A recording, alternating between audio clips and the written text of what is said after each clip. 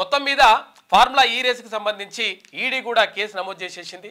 ఇక క్లియర్గా ఇక్కడ కేటీ రామారావుకి సంబంధించి అటు హైకోర్టుకి వెళ్తే హైకోర్టు కూడా ఏసీబీ దర్యాప్తు చేసుకోవచ్చు, కాకపోతే 30 తారీఖు దాకా అరెస్ట్ చేయొద్దు అని చెప్పేసి హైకోర్టు చెప్పింది. ఇక మొత్తం మీద రంగం సిద్ధమైపోయింది.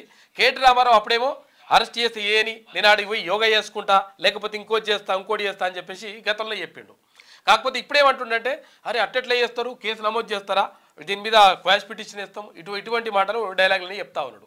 మొత్తం మీద అసలు యాక్చువల్గా ఇది చిన్నదే, అంటే 55 కోట్ల రూపాయల అంశానికి సంబంధించి అక్కడ ఏసీబీ దర్యాప్తు చేస్తూ ఉంది. తర్వాత ఏసీబీ కేసు నమోదు చేసింది. ఆ తర్వాత ఇప్పుడు ఈడీ కూడా ఎంటర్ అయిపోయింది, ఎన్ఫోర్స్మెంట్ డైరెక్టరేట్. దీంతో మొత్తం కూడా మరి కేటీ రామారావు పని 100% అవుతుంది, లోపల పడతారనేటువంటి వార్తలు మాత్రం క్లియర్గా వస్తూ ఉన్నాయి. అయితే 30 తారీఖు దాకా అరెస్ట్ అయితే చేయొద్దు అని చెప్పేసి హైకోర్టు చెప్పినటువంటి మాట. ఏందో ఇది ఫార్ములా ఈ రేస్ పై ఈడీ కేసు ఫెమా ఉల్లంఘన కింద ఈసీఐఆర్ నమోదు. అందులో కేటీఆర్, అరవింద్ కుమార్, బిఎల్ఎన్ రెడ్డి పేర్లు. అంతకుముందు ఎఫ్ఐఆర్ సహా కేసు రికార్డుల కోసం ఏసీబీకి లెటర్, ఏసీబీ డాక్యుమెంట్లన్నీ అందించడంతో కేసు నమోదు. బ్రిటన్ కంపెనీకి బదిలీ అయిన 46 కోట్లపై ఈడీ నజర్ వేసింది. ఈడీ లేదు, బోడీ లేదు, రాబే ఇటువంటి లంగ కథలన్నీ కూడా మాట్లాడారు మొత్తం గతంలో. రాబే అంటే రాబే కాదురా నాయన, నీ పని చేస్తామని చెప్పేసి ఈడీ ఎంటర్ అయిపోయింది.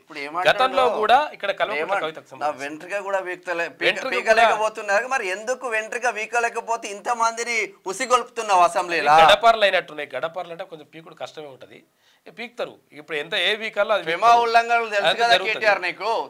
ఒకటి ఏంటంటే విషయం ఏంటంటే ఈ గడపర్లైనా బిడ్డపర్లైనా అన్నిటి పీకుడే బరాబరే ఉంటుంది లెక్క. మా ఏం పీకలేరు మీ డైలాగులు. ఇప్పుడు ఏంటంటే మీ ఇవన్నీ కూడా కేసీఆర్ డిక్షనరీ నుంచి వచ్చిన డైలాగులు. కాలం సమాధానం చెప్తుంది ఏమంటారంటే మళ్ళా మాట్లాడతారా, అట్లా మాట్లాడతారా, ఒక ముఖ్యమంత్రి మీద మాట్లాడతారా? మన ముఖ్యమంత్రి మాట్లాడేది, తర్వాత మంత్రులు గతంలో మంత్రిగా పనిచేసినవుగా నువ్వు కూడా పీక్తావా అంటారు. పీక్ చూపిస్తారు, గడ్డపారలైనా కానీ పీక్ చూపించుడే బరాబర్ ఉంటుంది లెక్క. ఫార్ములా ఈ రేసు వ్యవహారంలో కీలక పరిణామం చోటు చేసుకుంది. దీనిపై ఎన్ఫోర్స్మెంట్ డైరెక్టరేట్ అంటే ఈడీ కూడా కేసు నమోదు చేసింది.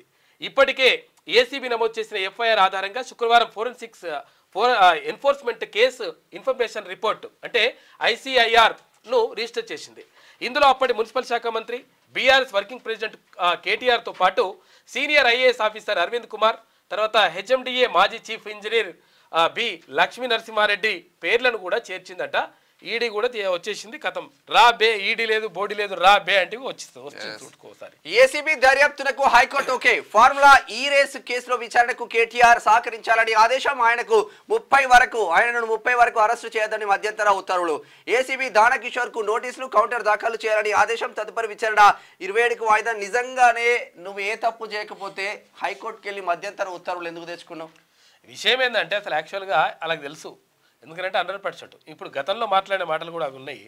ఏమంటాడు కేటీఆర్, ఏమంటాడంటే ఒకవేళ నన్ను అరెస్ట్ చేస్తారా, అరెస్ట్ చేయర్రి, తీసుకుపోయి లోపలేస్తారా, లోపలేస్తే నేను ఏం చేస్తా, ధ్యానం చేస్తానట, యోగా చేసేసి మంచిగా అయిపోయి మళ్ళీ బయటకు వచ్చేసి నేను పాదయాత్ర చేస్తా అని అన్నాడు.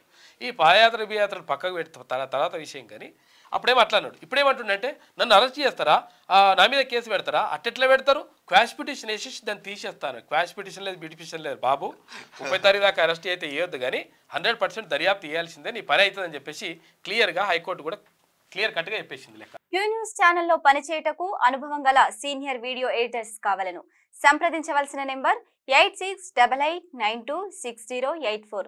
qnewsads@gmail.com ను సంప్రదించండి. లైక్ చేయండి,